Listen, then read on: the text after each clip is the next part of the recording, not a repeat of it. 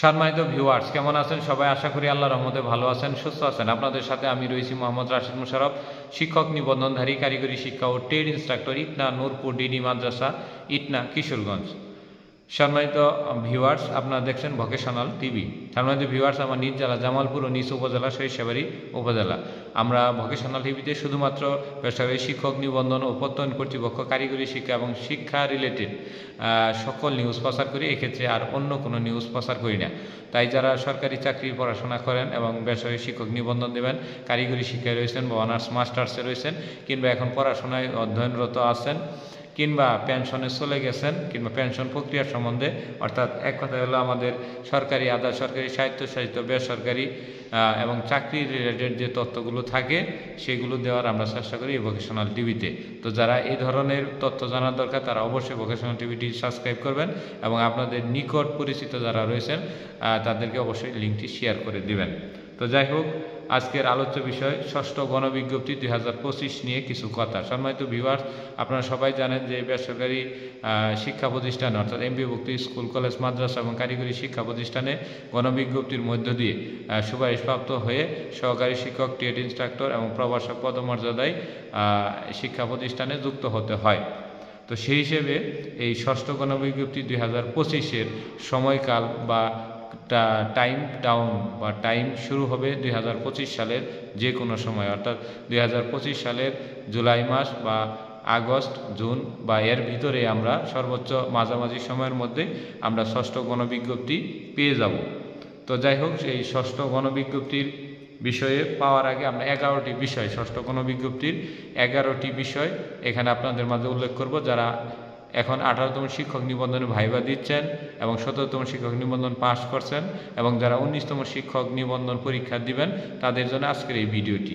তো সম্মানিত ভিউয়ার্স, ষষ্ঠ গণবিজ্ঞপ্তি 2025-এ কিছু কথার প্রথম যে স্টেপ হলো নারী কোটা 30%। সম্মানিত ভিউয়ার্স, আপনারা সবাই জানেন যে দ্বিতীয় অভ্যুত্থানের পরে সরকারি সকল চাকরিতে 7% কোটা বিদ্যমান রয়েছে এবং 93% মেধার ভিত্তিতে নিয়োগ রয়েছে। তবে এনটিআরসি থেকে এ ধরনের, যেহেতু এনটিআরসি একটি বেসরকারি প্রতিষ্ঠান, তো সেই ক্ষেত্রে নারী কোটা 30% এখনও পর্যন্ত বহাল রয়েছে।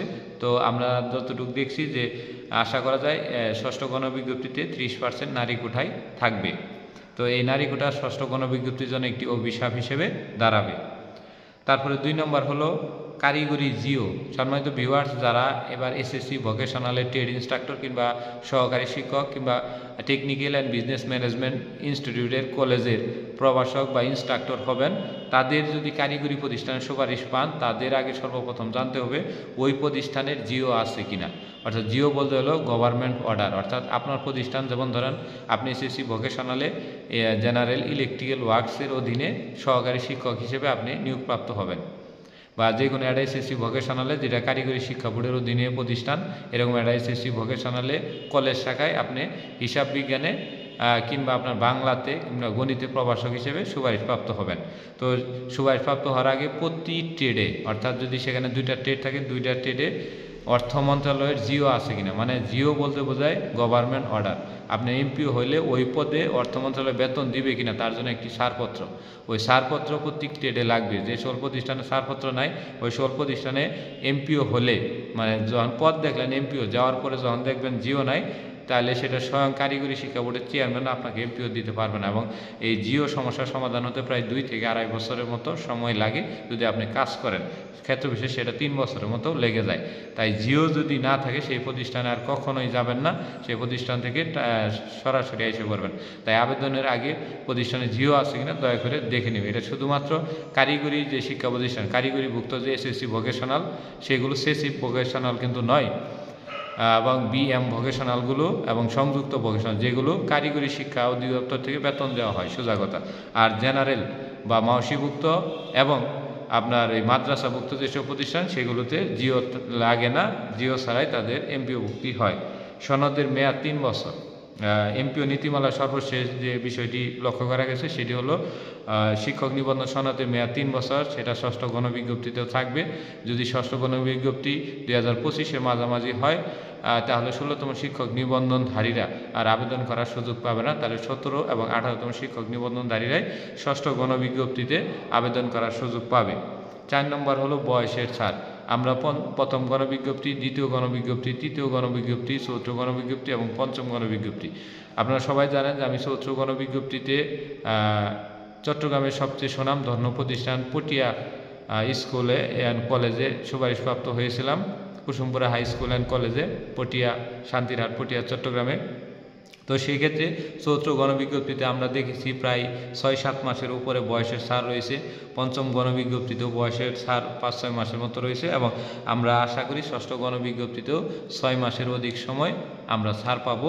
বয়সের ছাড় অবশ্যই হবে, যাদের বয়স এখন শেষ টেনশন করতে হবে না, কিন্তু 6 মাসের মধ্যে যাদের বয়স রয়েছে তারা অবশ্যই ইনশাল্লাহ আপনার এই সর্বনিম্ন 6 মাস এটা অবশ্যই পাবেন বয়সের ছাড় ষষ্ঠ গণবিজ্ঞপ্তিতে। তারপরে 5 নম্বর হলো সনদ অনুযায়ী আবেদন। সম্মানিত ভিউয়ার্স, 5 নম্বর যে পয়েন্টটি সেটি কিন্তু অত্যন্ত গুরুত্বপূর্ণ। যারা আমাদের 3টি স্তর রয়েছে, দেখুন আপনার যখন 18তম শিক্ষক নিবন্ধনে ভাইবা দেওয়ার পরে যখন আপনি জেলা শিক্ষা অফিস থেকে শিক্ষক নিবন্ধন সনদটা সংগ্রহ করবেন, তখন দেখবেন আপনার সনদের মধ্যে সেকেন্ডারি অ্যান্ড হায়ার সেকেন্ডারি এবং মাদ্রাসা যদি লেখা থাকে তাহলে আপনি স্কুল এবং মাদ্রাসায় আবেদন করতে পারবেন। যদি টেকনিক্যাল অ্যান্ড বিজনেস ম্যানেজমেন্ট বা টেকনিক্যাল অ্যান্ড ভোকেশনাল এডুকেশন লেখা থাকে তাহলে এসএসসি ভোকেশনাল, দাখিল ভোকেশনাল এবং technical and business management institute বা বিএম ভোকেশনাল ভুক্ত প্রতিষ্ঠানে আপনাকে আবেদন করতে হবে। যেমন জেনারেলেও কিন্তু সহকারী শিক্ষক কৃষি রয়েছে, ভোকেশনাল কিন্তু সহকারী শিক্ষক কৃষি রয়েছে, কিন্তু আপনার সার্টিফিকেটে যদি ভোকেশনাল লেখা থাকে তাহলে কিন্তু আপনি জেনারেলে আসতে পারবেন। আবার জেনারেলে যাদের সার্টিফিকেট লেখা রয়েছে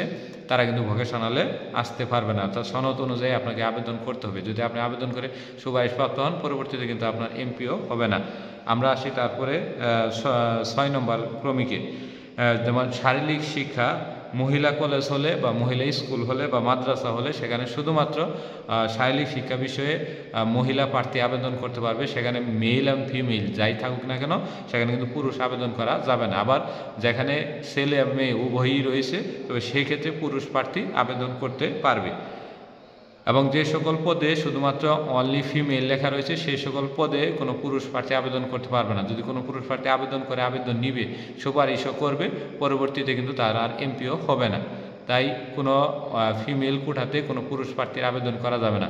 পুরুষ প্রার্থীরা শুধুমাত্র মেল অ্যান্ড ফিমেল যুক্ত যেখানে আবেদন রয়েছে সেখানেই শুধুমাত্র আবেদন করতে পারবে।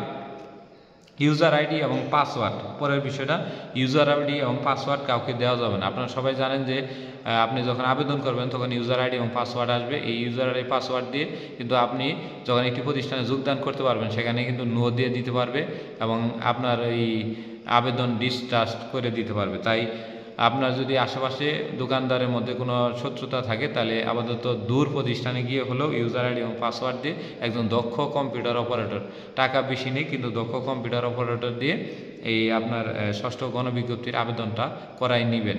কখনো মোবাইলে আবেদন করার চেষ্টা করবেন না। আর আবেদন শেষে অবশ্যই একটি রঙিন প্রিন্ট কপি এবং ইউজার আইডি এবং পাসওয়ার্ডটি মোবাইলে এবং এক্সট্রা করে আরেকটি পাতায় সুন্দর করে লিখে রাখবেন। ইউজার আইডি এবং পাসওয়ার্ড কাউকে দয়া করে দেখাবেন না, বিশেষ করে বন্ধুবান্ধব সার্কেলের ভিতরে। তারপরে আমরা আসি সচল ফোন নাম্বার ব্যবহার।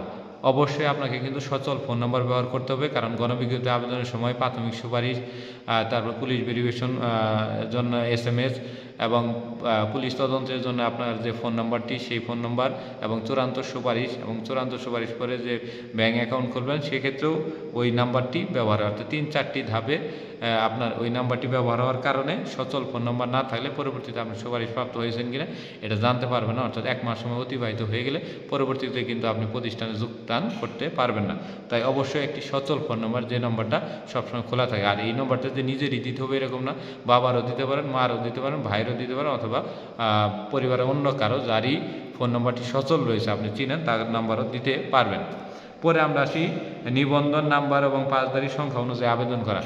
যারা আবেদন করবেন, যেমন আপনার নাম্বার কম কিন্তু আপনি ভালো ভালো প্রতিষ্ঠান দিয়ে বইয়ে রয়েছেন 40টা, পরবর্তীতে দেখা যায় একটিও হলো না, পরবর্তী NTRC দেখা যায় আরেকজনের কম নাম্বার, আপনার বেশি নাম্বারও হলো না, পরবর্তী NTRC দোষারোপ করেন। এই বিষয়টি করা যাবে না। এই বিষয় নিয়ে আমরা অনেকগুলো ভিডিও দিব, কম করে হলো 20 থেকে 25টা ভিডিও দিব, দয়া করে দেখবেন। একটি ভুলেও যেন আপনার এই ষষ্ঠ গণবিজ্ঞপ্তি 2025-এ যেন কোনো ভুলের সম্মুখীন না হন, সেজন্য অগ্রিম এই ভিডিওটি আপনাদের মধ্যে দিয়ে দিলাম।